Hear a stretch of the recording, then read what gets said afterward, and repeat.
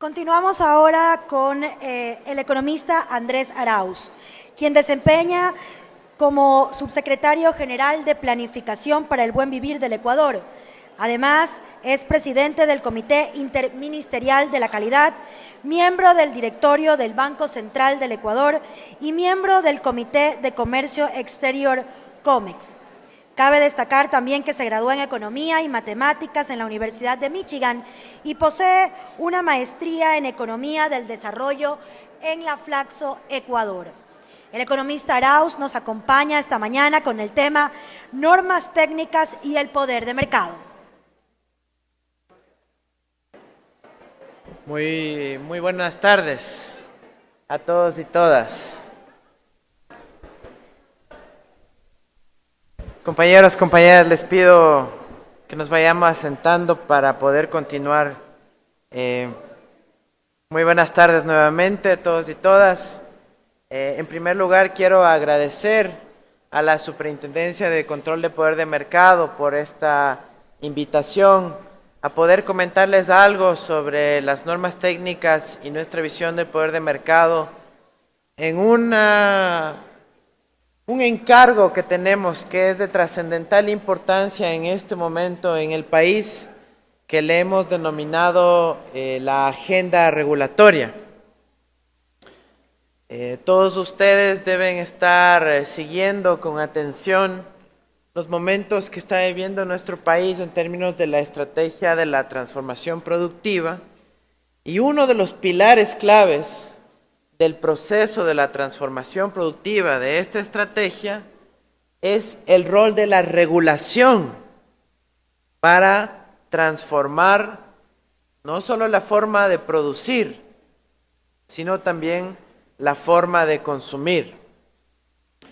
El Ecuador ha decidido darle una importancia a ese poder regulatorio que había sido minimizado o ignorado durante algunas décadas ya. Entonces, yo voy a organizar mi exposición de la siguiente manera. Voy a comentarles cuáles son los objetivos específicos de la agenda regulatoria. Antes de eso, mencionar simplemente algunos antecedentes respecto a cómo entendemos nosotros la regulación en el Ecuador, y uno de esos instrumentos siendo las normas técnicas, y luego pasaré a plantear una reflexión sobre el poder de mercado y las oportunidades que se abren con relación a esta agenda regulatoria para la transformación productiva. En primer lugar, mencionar algunos antecedentes para manejar estos conceptos.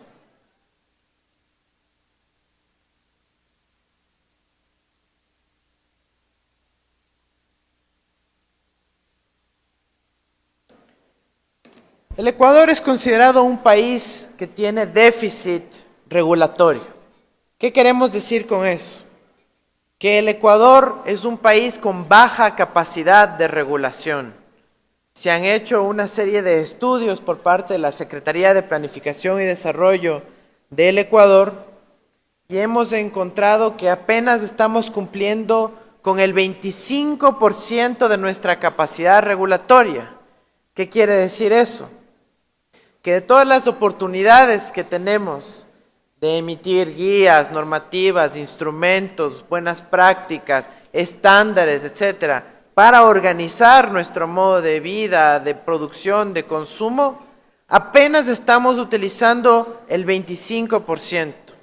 Además, nuestros funcionarios públicos, nuestras instituciones, no tienen un diseño institucional adecuado, ni la formación adecuada para emprender en esa capacidad regulatoria.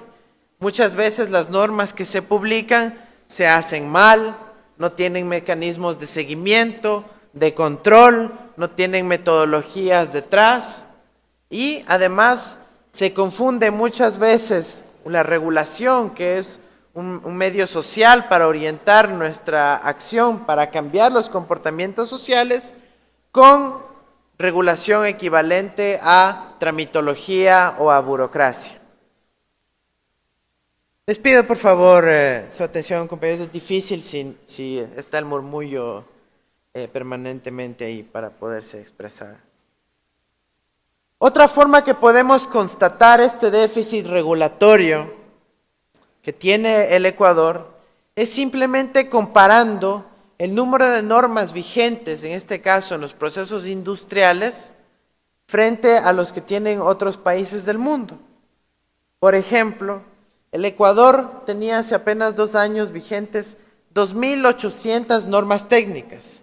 Las normas técnicas son estas guías, ¿cierto?, que definen características funcionales o tecnológicas de un producto, de un insumo de un producto, para que pueda ser incorporado a un proceso industrial.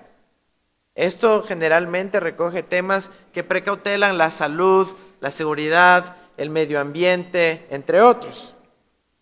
Mientras que el Ecuador tenía 2.800 normas técnicas vigentes hace apenas 2 años, el promedio de América Latina era de 5.000 normas técnicas por país.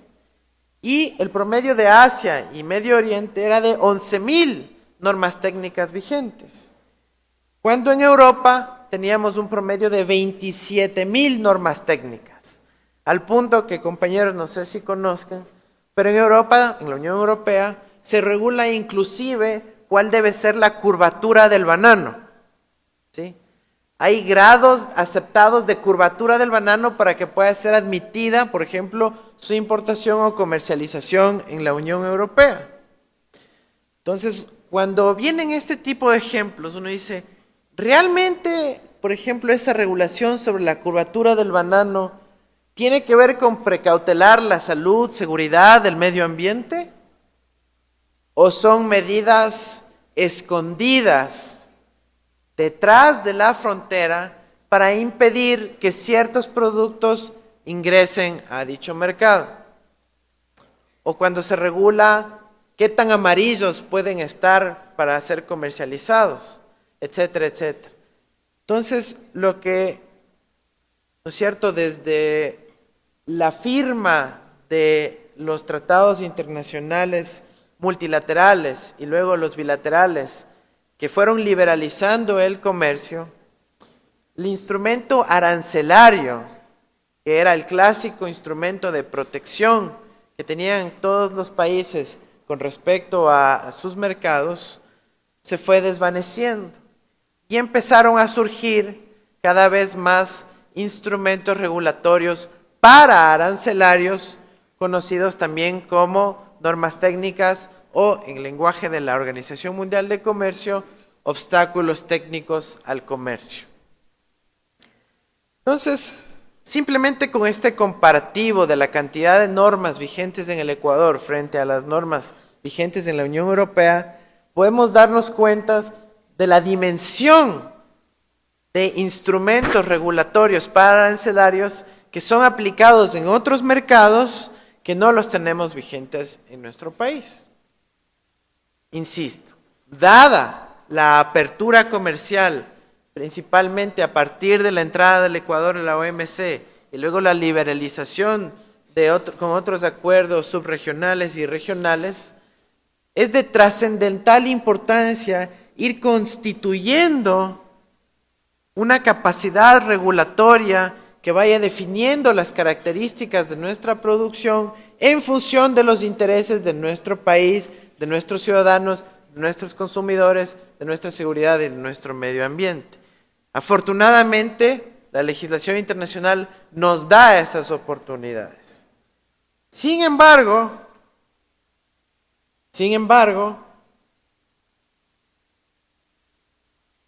esta capacidad de emitir normas técnicas y reglamentos técnicos para proteger la producción, para proteger a los consumidores, a la salud, al ambiente, etcétera, ha sido cuestionada también a lo largo de los años.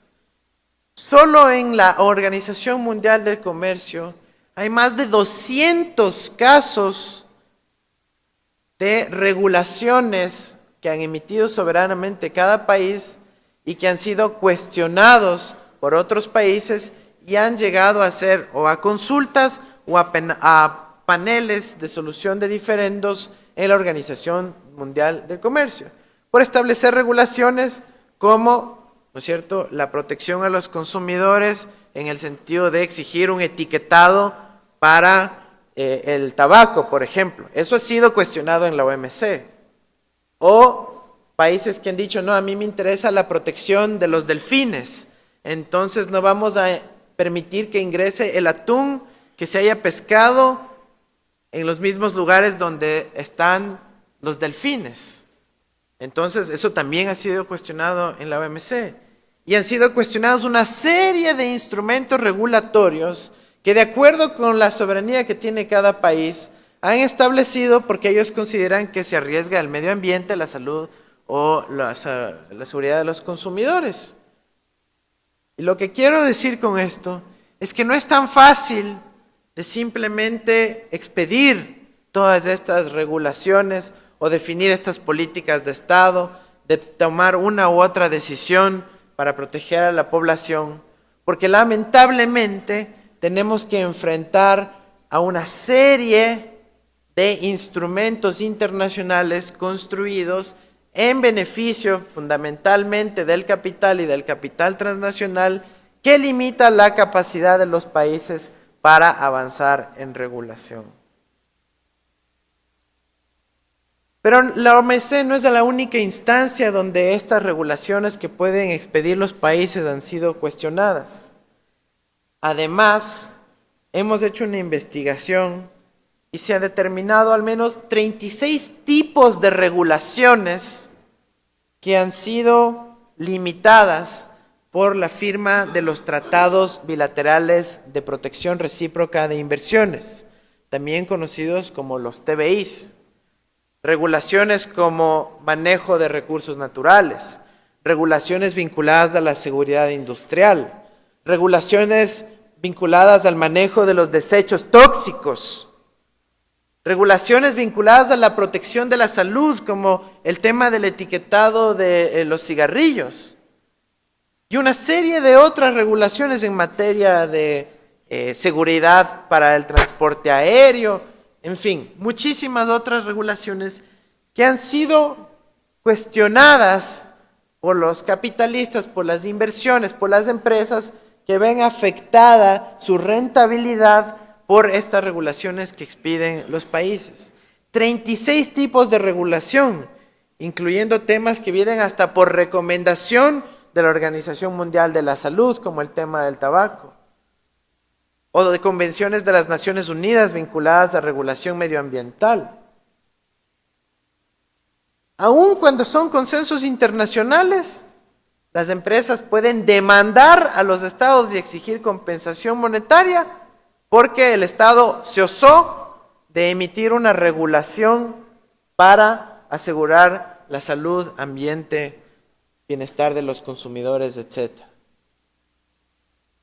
No vivimos lamentablemente en un vacío. Tenemos que ajustarnos a esta institucionalidad de normativa internacional que ha sido diseñada fundamentalmente en beneficio del capital y no poniendo al ser humano por sobre el capital. Estos tratados bilaterales de inversión fundamentalmente, más que la OMC, ponen al capital por sobre la salud humana. El caso paradigmático es el de Uruguay, en el caso Philip Morris contra Uruguay. El gobierno del entonces presidente Tabaré Vázquez decidió emitir una regulación en donde decía, nosotros queremos reducir el consumo de tabaco en nuestro país, siendo Tabaré, ¿no es cierto?, además un médico, obviamente estaba consciente de los daños a la salud que causa el tabaco. Y deciden que las tabacaleras simplemente no pueden hacer publicidad, incluyendo en las cajetillas. No puede haber mercadeo en las cajetillas y todas las cajetillas tienen que tener nada más el nombre de la marca y una descripción breve del producto, acompañadas por esas fotos feas que todos conocemos. Por esa medida regulatoria, la Philip Morris le mete un juicio a la República Oriental del Uruguay por $5,000 millones por afectar su expectativa de ganancias en ese mercado. Esos son los niveles de conflicto que debemos de enfrentar los reguladores, los que estamos en el lado de la acción pública en beneficio de la ciudadanía, cuando tomamos decisiones en beneficio de la ciudadanía. Pero además, toda esta construcción de normas no es un proceso neutro. Toda norma tiene detrás un proceso de economía política. ¿Sí? Para pensar solo en el caso del Ecuador. El Ecuador no es un productor de normas, es un consumidor de normas. La gran parte de la normativa que está vigente en el Ecuador, ya vinculada al proceso productivo y de comercio, no es que nos la inventamos acá. Generalmente son simplemente adopciones o adaptaciones de normativa vigente en otros países. Generalmente los famosos estándares internacionales. Y bueno, ¿y cómo se construyen estos estándares internacionales? Pues una de las principales organizaciones que construye estos estándares internacionales, que no son, digamos, una solución que viene mágica del cielo, son construcciones de seres humanos, pero no son construidas democráticamente por toda la ciudadanía de todos los países. Estos estándares internacionales son construidos por una organización privada, fundamentalmente hay otras también, que se llama la ISO. Todos deben reconocer ese nombre. ISO, ¿no es cierto? La ISO. ¿Y qué es la ISO? La ISO es una organización privada que sí tiene representación de los distintos países, pero fundamentalmente construye sus normativas a partir de el consenso. ¿Pero el consenso de quiénes? Según la propia página web de la ISO, en sus documentos sobre cómo construyen las normativas, estas se construyen con la participación de las empresas que tienen el mayor market share, participación de mercado en el distinto segmento. Por ejemplo, el estándar para cargar el teléfono, el huequito USB donde todos conectamos todos los días nuestros teléfonos. Ustedes han visto cómo ha evolucionado ese estándar. Ese estándar se va construyendo a partir del consenso, de los acuerdos entre las firmas más grandes que producen teléfonos, ¿sí? No se construye consultándonos a los ciudadanos qué es lo más conveniente. Se construyen fundamentalmente consultando a las grandes empresas transnacionales que tienen mayor participación de mercado en el mundo. Y el resto de productores, si es que aquí, ¿cierto?, queremos inventarnos un teléfono, pues tenemos que cumplir el ahora estándar internacional definido sobre la base de los procesos productivos de los grandes oligopolios internacionales. Entonces, es en ese sentido que el Ecuador, siendo además un país pequeño y sin empresas de gran envergadura, termina siendo un consumidor de normas. Nosotros adoptamos y aplicamos las normas que diseñan los grandes y que son participante de la Organización de Estándares Internacional, la ISO. Esto es muy importante tomar en cuenta para toda la segunda parte de la exposición que voy a hacer más adelante. Tomen en cuenta esto, porque imagínense toda la variedad de productos que nosotros consumimos en nuestro día a día, pero también todos los productos y maquinarias y procesos que se requieren para que eso pueda llegar a nuestros hogares y que nosotros los podamos consumir. Casi todo tiene una dinámica de estándares internacionales. Bueno, volviendo nuevamente a la agenda regulatoria de nuestro país. Al determinar ese diagnóstico de que el Ecuador tiene una baja capacidad regulatoria y un bajo uso de su poder regulatorio, decidimos que no necesariamente la mejor forma de generar un comportamiento social es con la obra física, con el gasto público, con la inversión. Eso es muy importante y evidente, y todos hemos sido testigos de ello. Pero además podemos generar cambios en el comportamiento social con la implementación de estrategias de regulación y control.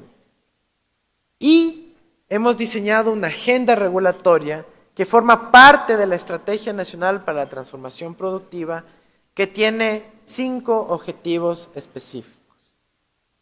El primer objetivo específico es buscar la sostenibilidad de la balanza de pagos. Como les decía, y no tenemos por qué tener vergüenza de esto, todos los países utilizan instrumentos para arancelarios y regulatorios para proteger a sus industrias, sea con estándares, sea con acreditación, sea con mecanismos de favorecimiento, etcétera, etcétera, etcétera. Cada vez menos con aranceles, cada vez más con otros instrumentos técnicos. Y en un esquema dolarizado como el que estamos, ¿no es cierto?, nosotros regidos, la sostenibilidad de la balanza de pagos es fundamental. Tenemos que, mediante el uso de estos instrumentos, evitar que se mine la base monetaria del país, que en un sistema capitalista como el que vivimos es el elemento fundamental para emprender, para la producción, para poder satisfacer nuestras necesidades. El segundo gran objetivo es la eficiencia energética y biofísica.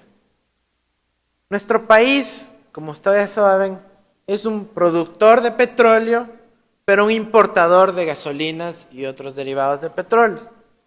Nosotros tenemos que ser muy conscientes respecto a la eficiencia energética y biofísica, al uso de materiales, a que no generemos desperdicios, a que ahorremos energía, a que ahorremos agua.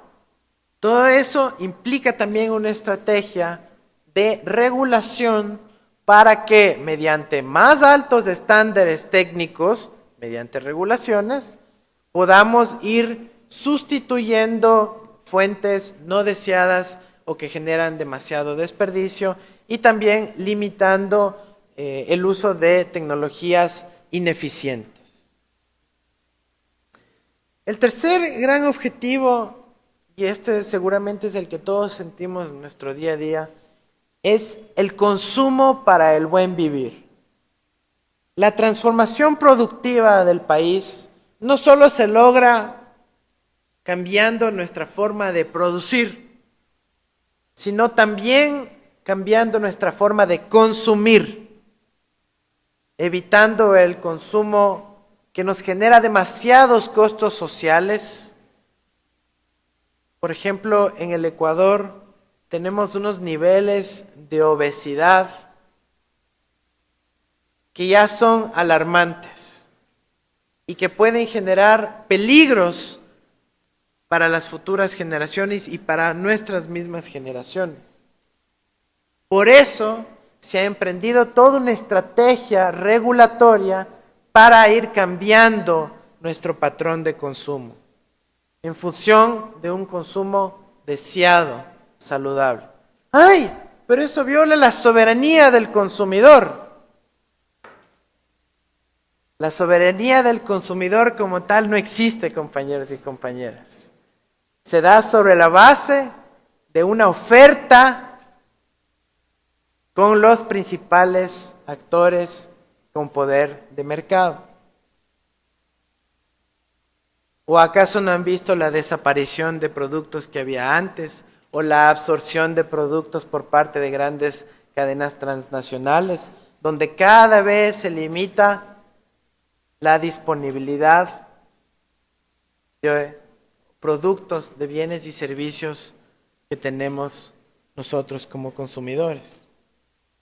La soberanía del consumidor es una ficción, es una construcción ideológica que se ha dado a lo largo del tiempo para crear esa ficción en el consumidor de que es el que está decidiendo.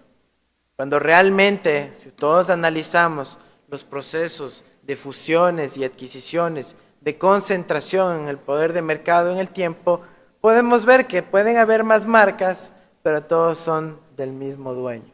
Entonces lo que buscamos es un consumo para el buen vivir, un consumo inteligente, un consumo consciente, en donde cuando vayamos a comprar, sepamos que no solo vamos a comprar nacional, primero Ecuador, sino que vamos a comprar conscientemente a esos productores que vienen de nuestra localidad, que están produciendo con técnicas amigables con el medio ambiente, que no están generando dispendio ni uso de recursos sociales de forma agresiva, que se comportan éticamente con sus trabajadores, que no han tenido que viajar 2000 kilómetros de distancia para llegar a nuestra mesa, etcétera, etcétera.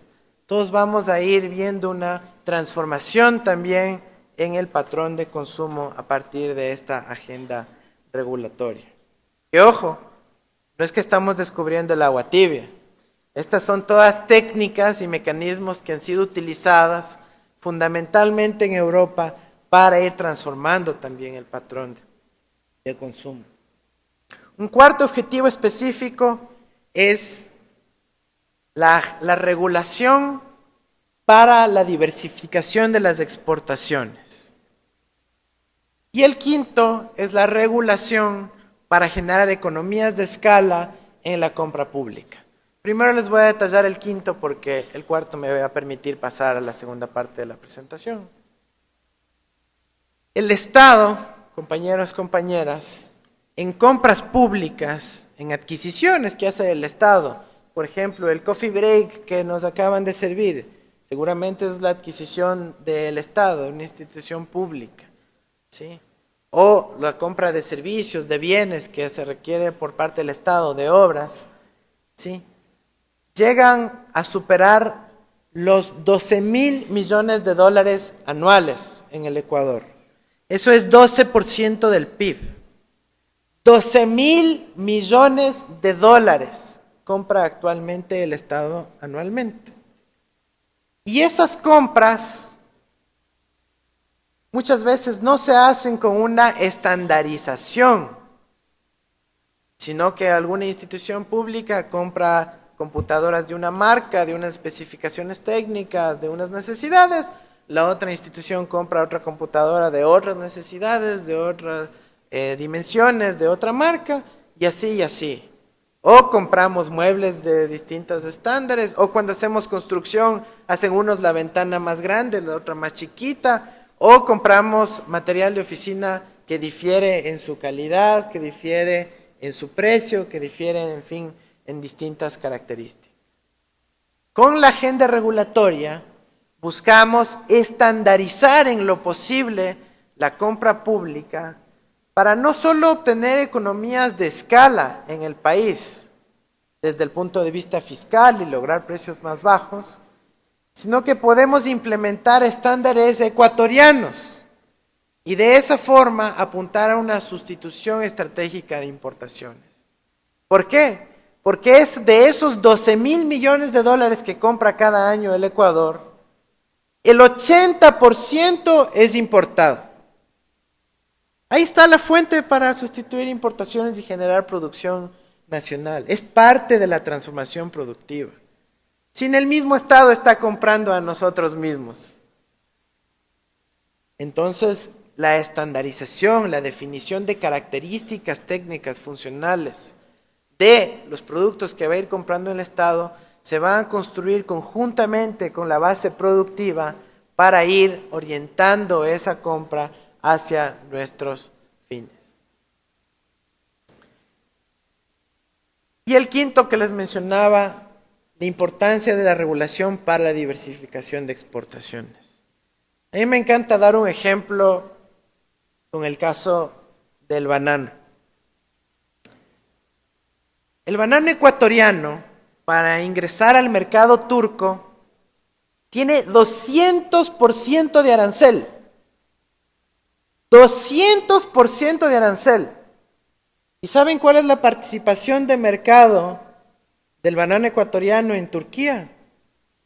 90%. A pesar de un arancel del 200%, el banano ecuatoriano copa el mercado turco. ¿Ok? El arancel para ingresar el banano ecuatoriano al Brasil es 0%. 0%. 0%. Pero adivinen cuál es la participación de mercado del banano ecuatoriano en el Brasil. 0%. Es decir, la reducción de aranceles no necesariamente es el mejor mecanismo para penetrar en el otro mercado. Lo más importante, y eso lo ha demostrado la experiencia, es el poder cumplir los estándares técnicos, entiéndase, para arancelarias, que ponen los otros mercados a nuestros productos.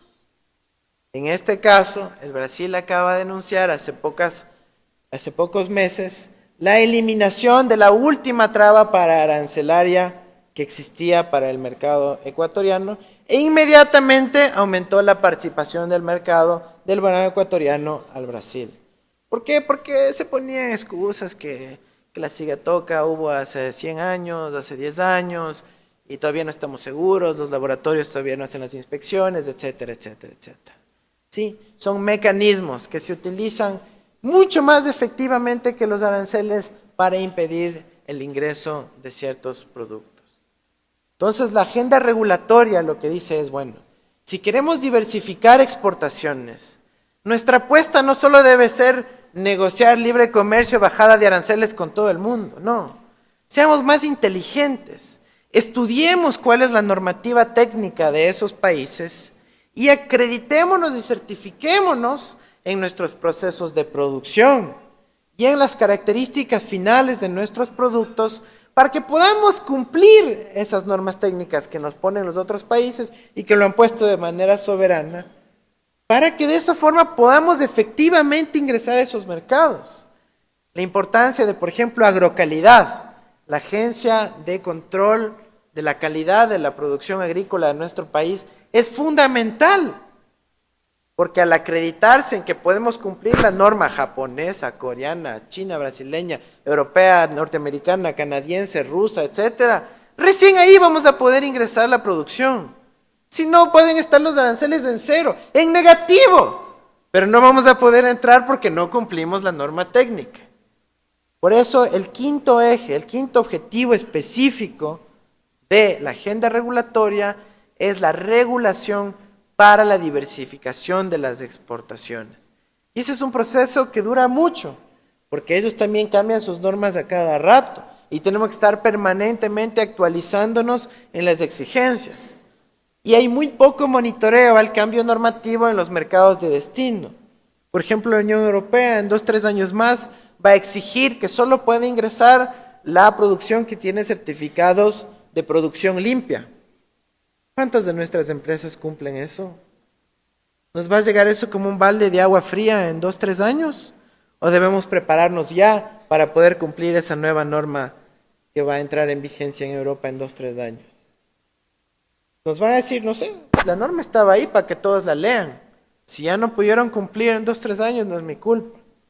Tenemos que fortalecer nuestra infraestructura de la calidad, nuestro sistema de la calidad, nuestras acreditadoras, certificadoras y empresas que puedan cumplir eso para ingresar a esos mercados. Si no, quedamos fuera de ese mercado con este tipo de instrumentos.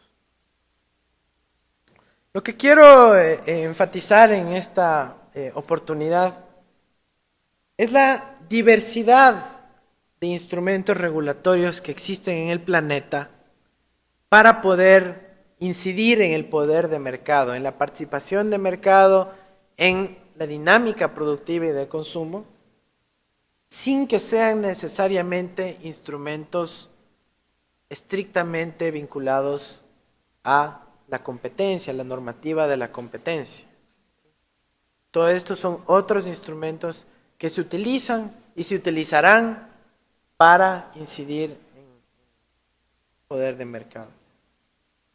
Para esto, el Gobierno Nacional, el Comité Interministerial de la Calidad, preparó toda una agenda de intervención, lineamientos de política y estrategias que no les voy a detallar hoy, pero que estará disponible para todos los ciudadanos que puedan acceder, que quieran acceder a ella, y que puedan entender hacia dónde apunta el país en los próximos 2, 3 años y qué oportunidades se nos generan alrededor de eso. Un elemento adicional que yo quiero comentar, más bien un pequeño paréntesis y que me refería antes, es que nosotros no entendemos a la regulación como trámite. Ese sería un error. Y lamentablemente sí, todavía existen espacios burocráticos que entienden a la regulación como poder un trámite más, un papel, un trámite burocrático. Ese es el enfoque equivocado. Lo que nosotros buscamos es una regulación económica, una regulación que cambie comportamientos, una regulación que apunte a los resultados, no a que haya 1 o 2 trámites más, trámites burocráticos. De hecho, la simplificación de trámites es un eje fundamental de la agenda regulatoria porque además construye más consenso social todavía para la implementación de estas políticas públicas. Cierro paréntesis. ¿Qué oportunidades se nos abren con el entender cómo funciona el aparataje de la calidad, el aparataje de la construcción normativa y regulatoria en términos del poder de mercado y en términos de nuestro proceso productivo? Una de las oportunidades que nos abre es un proceso inteligente de sustitución de importaciones que ya les comenté, a escala nacional. Pero quizás el reto más importante aquí es de pensarse en términos de un pacto, si se quiere, neofordista a escala suramericana. Hagamos los estándares técnicos suramericanos. Y de esa forma impulsar el comercio intrarregional, la construcción de cadenas de valor en nuestra región. Así como hay la ISO, así como hay las directivas de la Unión Europea respecto a los temas regulatorios y estándares también, es hora ya de pensar en la construcción de una entidad que expida normas técnicas a nivel suramericano, o qué mejor si podría hacerlo también a nivel latinoamericano y caribeño. Pero no tenemos por qué estar sujetándonos todavía a que las mejores prácticas internacionales sean los estándares norteamericanos o europeos. Nosotros sí estamos en la capacidad de ir construyendo consensos productivos, técnicos y tecnológicos a nivel de nuestro continente. Entonces eso es un elemento muy importante y un reto fundamental. Quizás poco ortodoxo frente a la temática de lo que estamos planteando en esta reunión sobre el tema de la competencia. Lo que estoy hablando es de que ganemos nosotros más poder de mercado como región, en nuestra misma región. Yo no soy ingenuo en decir libre competencia y libre mercado, de que venga la penetración de los que tienen ya más poder de mercado, las transnacionales europeas, norteamericanas o inclusive asiáticas. Estamos hablando de que ganemos participación de mercado en nuestro propio consumo nosotros mismos. Es decir, que lo que consumes tú puedas producir tú. Que lo que consumes tú puedas producir tú. Ganemos nosotros eso con mecanismos asociativos inteligentes a nivel de nuestro continente. Y bueno, atándolo esto con la reflexión sobre la construcción normativa.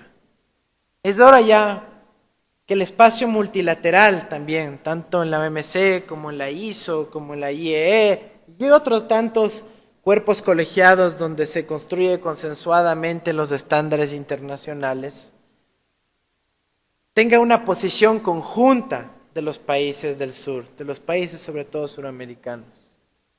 Porque la disputa no solo es, ¿no es cierto?, en las generalidades, en las grandes propuestas antiimperialistas o antineocoloniales. Es en el detalle técnico.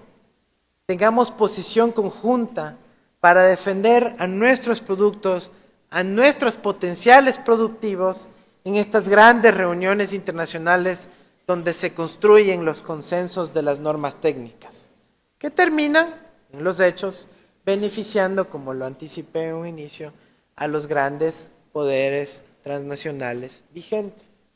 Si ustedes analizan la historia de quienes han dirigido la ISO, una de las entidades más citadas pero menos investigadas, siempre han sido personas de Europa Occidental o de Estados Unidos. Casi como el Banco Mundial y el FMI. Debería eso llamarnos la atención.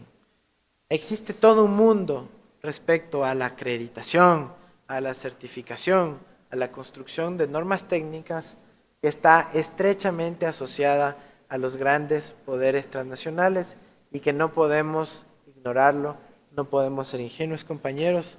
Les invito a todos a ponerse en esa modalidad y que ojalá puedan también aportar a la profundización de esta agenda regulatoria para la transformación productiva. Muchas gracias.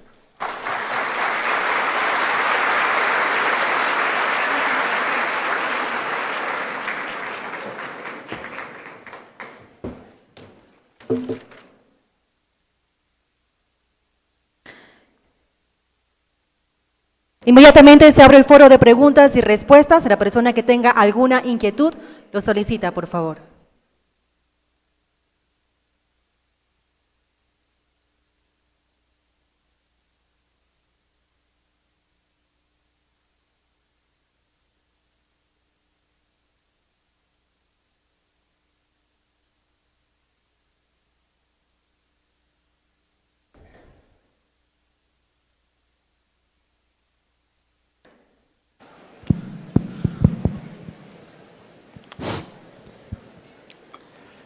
Muy buenos días.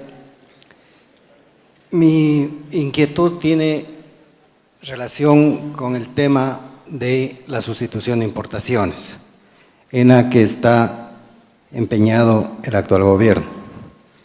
Si bien este tema es muy importante por la generación de mano de obra, por la generación de producción que se puede dar a nivel nacional, tal vez nos estamos olvidando de la otra cara de la moneda, el consumidor. ¿Qué pasa si por esta política le obligamos al consumidor a comprar productos tal vez más caros, productos tal vez de menor calidad, por ser nacionales? ¿No será que estamos abonando a una política de monopolios también al impedir importaciones? Ejemplo, si debemos comprar solamente llantas nacionales, está bien, estamos por un lado generando mano de obra, pero quién sabe por el otro lado estamos obligando a todos los consumidores a comprar ese tipo de llanta que quién sabe puede ser más cara que la importada. Y lo mismo sucede en un sinnúmero de otros productos, y de esa manera estamos beneficiando a ciertas empresas privadas que se quedan sin la competencia que viene del exterior. Estamos eliminando competencia. Y esa política de sustitución de importaciones que fue implementada en la década de 60 y 70, a la final no dio los resultados de industrialización que se persiguió. Tal es el caso que en la década del 80 y 90 no teníamos países industrializados. Entonces, yo quisiera que usted me explicara hasta qué punto o cómo se va a tratar esa otra cara de la moneda de la sustitución de importaciones. Muchas gracias. Procedemos a escuchar su respuesta, economista. Gracias por la pregunta, compañero. Bueno, en definitiva, la estrategia inteligente de sustitución de importaciones que está impulsando el gobierno no es idéntica a la que se impulsó en los 60s o 70s. De hecho, es de una escala muchísimo menor, infinitamente menor. ¿Sí? Y además tiene dos elementos adicionales que quisiera distinguir. Uno, que se trata de no solo la sustitución del bien final. Sí, la estrategia que se implementó en los 60 y 70 se enfocaba fundamentalmente en la sustitución del bien de consumo final y no necesariamente de toda la cadena detrás, de los bienes de capital, de los insumos, materias primas, etc. ¿Sí?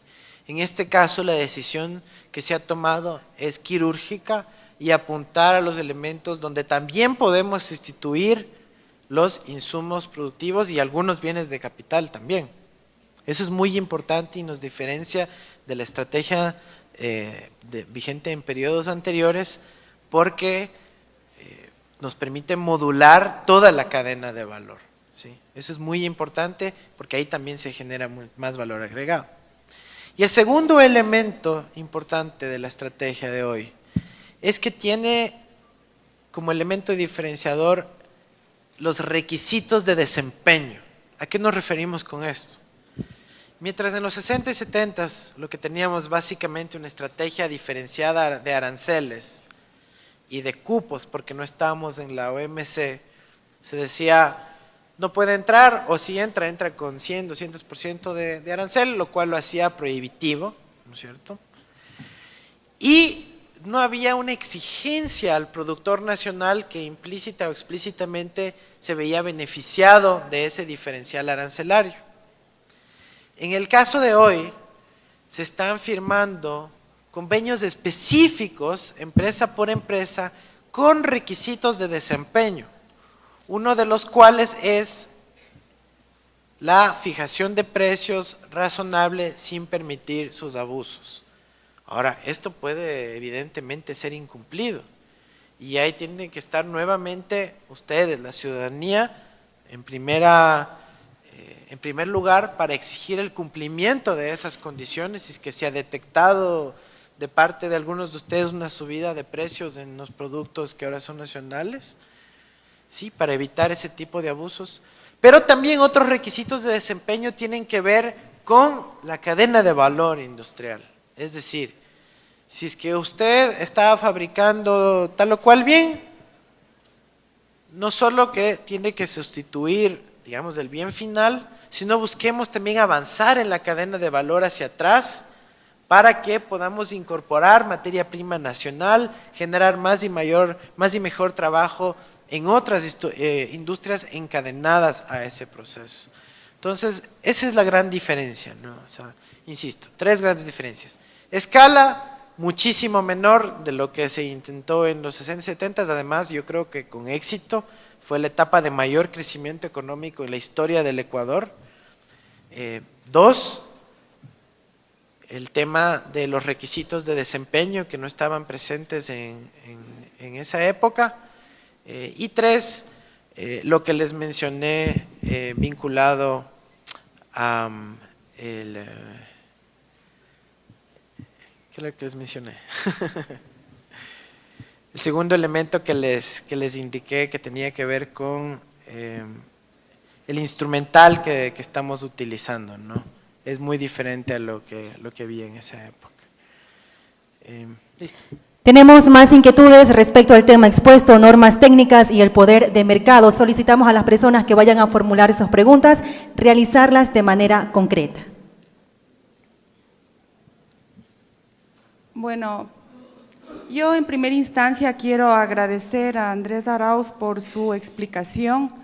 Creo que es muy importante que nos haya podido socializar temas que no son conocidos por todos nosotros y que realmente es un gran esfuerzo del gobierno el que se haya fijado una meta, el que es tener cambios, procesos realmente transformadores, como es el que nosotros vayamos teniendo un cambio en nuestra producción, con nuestros mercados y que vayamos, de lo que le escucho y creo que todos hemos podido comprender con claridad, que no solamente queremos un cambio interno, sino un cambio externo que nuestros productos puedan ser mejorados, que podamos tener regulaciones que nos permitan a nosotros alcanzar mejores y nuevos mercados, primero tratando de cubrir internamente nuestros propios productos con consumos internos y luego a nivel regional.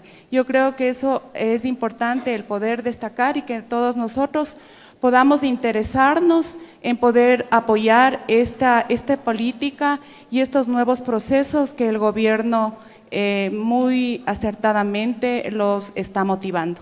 Gracias.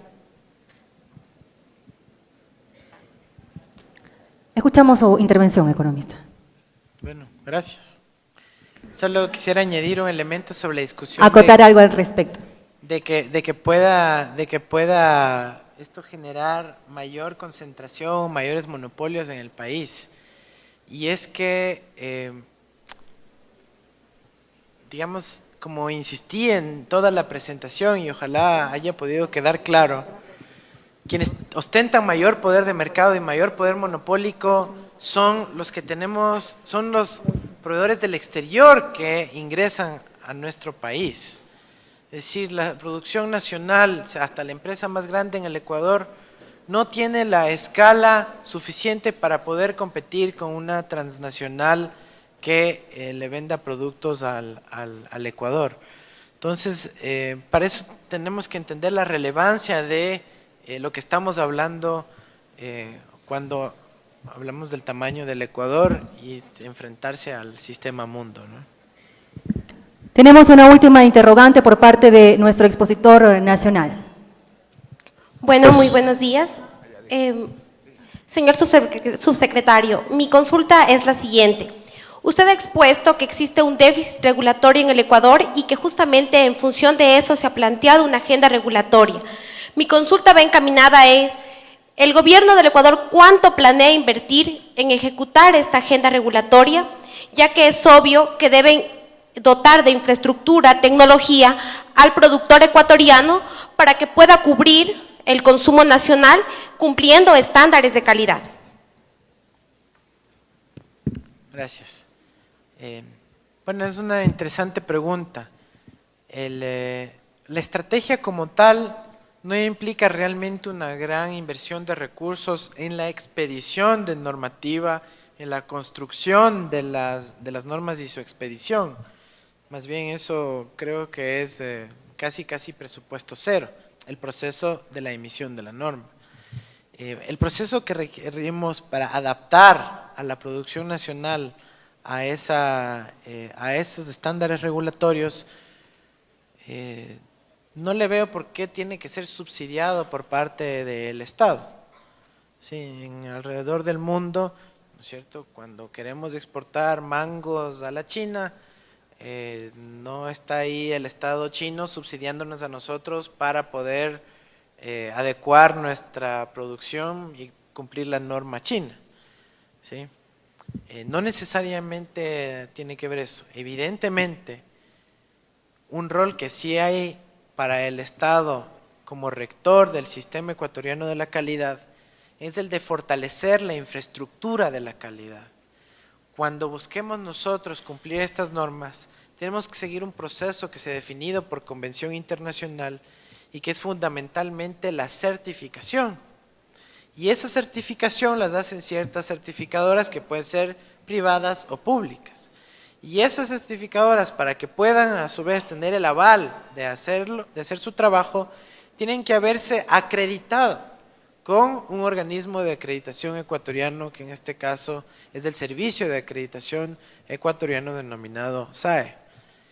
Para poder cumplir los requisitos del SAE, tiene que tener una infraestructura física mínima, como laboratorios, tiene que tener un talento humano capacitado en poder evaluar a las entidades, a las empresas, de que han cumplido la norma técnica. Tienen que tener también inspectores calificados para eso. Y eso evidentemente sí requiere una importante inversión de recursos que están contemplados en el presupuesto del Estado. No tengo la cifra exacta aquí, pero es parte de la estrategia de implementación y fundamentalmente es alrededor del fortalecimiento de la infraestructura de la calidad.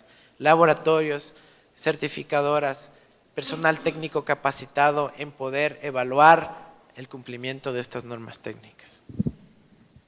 Cerramos este foro de preguntas con la intervención de nuestro expositor nacional. Gracias. Felicitaciones por su intervención, economista. Brillantes, datos importantes y reveladores. Me quedó una inquietud y seré muy breve por el tiempo que nos queda, además. Con toda razón dice usted que no son los gravámenes arancelarios los que impiden la relación comercial fluida, sino más bien las normas técnicas. Y puso como ejemplo el caso de Brasil y el caso de Turquía, que nosotros tenemos un 0 arancel para entrar con el banano a Brasil, pero tenemos el 200% de aranceles para entrar al mercado de Turquía. Mi pregunta es concreta.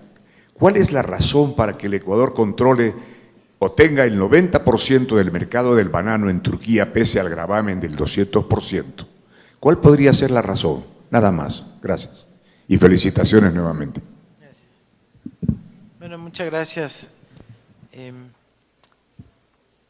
Resulta que además participé yo en una misión negociadora del Ecuador cuando fuimos a Turquía a iniciar conversaciones preliminares de lo que podía haber sido un acuerdo comercial con Turquía.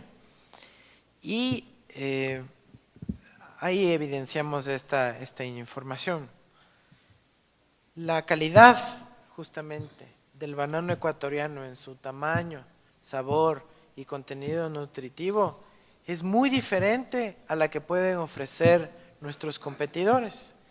Y resulta que para el paladar turco, ese resultaba ser el banano predilecto, que además había invertido bastante en ese mercado, en posicionar al Ecuador como marca del banano. Pero en ese viaje, además de esto, que puede ser relativo, un poquito subjetivo, no tengo los elementos completos para decir por qué, a pesar de tener aranceles más altos que la competencia, digamos Costa Rica, Colombia, etcétera, nosotros encontramos un fenómeno más bien un poquito preocupante. Y es que el Ecuador reportaba haber exportado la mitad del banano a Turquía, de la que Turquía registraba como importaciones del Ecuador. Entonces decíamos, ¿por qué? ¿Qué pasa aquí? Y evidentemente la explicación era los precios de transferencia. El precio registrado en el Ecuador del banano era absolutamente inferior a lo que realmente habían pagado los turcos por la importación de ese banano ecuatoriano. Y quizás aquí, digamos, una alerta para las futuras exposiciones que tenemos, pero es en ese sector en donde hay una gran preocupación sobre lo que realmente declaramos como exportación y lo que realmente se está vendiendo en el exterior. Eso quizás era uno de los elementos que más nos sorprendió de la visita a Turquía. Y que luego, si es que ustedes hacen un simple análisis, compañeros economistas, de lo que se llama de estadísticas de espejo, que es decir, cuánto es lo que Ecuador reporta haber exportado y cuánto es lo que los otros países reportan haber importado del Ecuador, les aseguro que se van a encontrar con muchísimas sorpresas. Muchas gracias. Agradecemos al economista Andrés Arauz, quien nos acompañó con el tema Normas técnicas y el poder de mercado.